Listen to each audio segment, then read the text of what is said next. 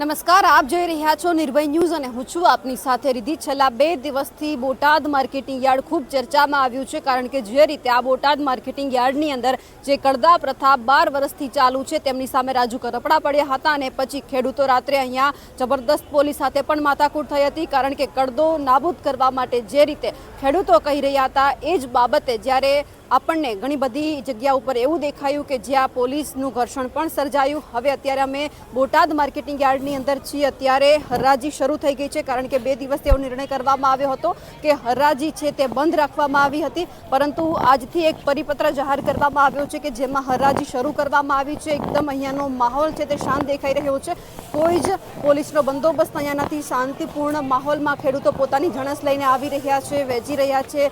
અત્યારે તમે જે જોઈ રહ્યા છો ત્યારે સૌથી વધારે જો જણસની આવક થઈ રહી હોય તો એ છે સફેદ તલ અને કાળા તલ, કે જે ખેડૂતો લઈને આવી રહ્યા છે, બોલી બોલાઈ રહી છે। અને એમની જ સાથે આજે જે જીરું ખરીદવાની પણ શરૂઆત કરવામાં આવી છે આ બોટાદ માર્કેટિંગ યાર્ડની અંદર।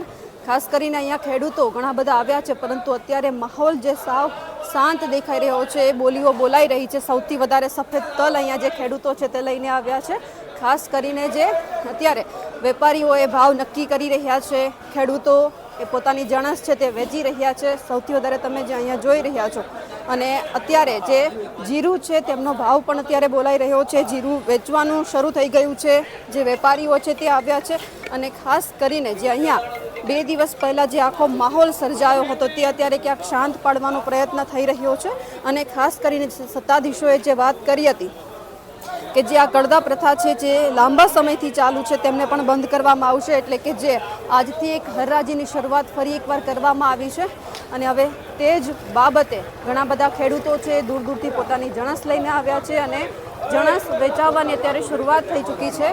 આ એ માહોલ છે કે જ્યાં આપણને દેખાઈ રહ્યું છે કે ઘણા બધા ખેડૂતો છે તે અહીંયા અલગ અલગ પોતાની જે જણસ છે તે લઈને આવી રહ્યા છે। અને ખાસ કરીને જે આ માહોલ અત્યારે બોટાદ માર્કેટિંગ યાર્ડનો તમે જે જોઈ રહ્યા છો, 2 દિવસ પહેલાં જે અહીંયા માથાકૂટ સર્જાઈ હતી અને એ જ માથાકૂટ બાદ ક્યાંક ને ક્યાંક આપણને એ પણ દેખાયું હતું કે આ માહોલને શાંત પાડવાનો પ્રયત્ન કરવામાં આવ્યો।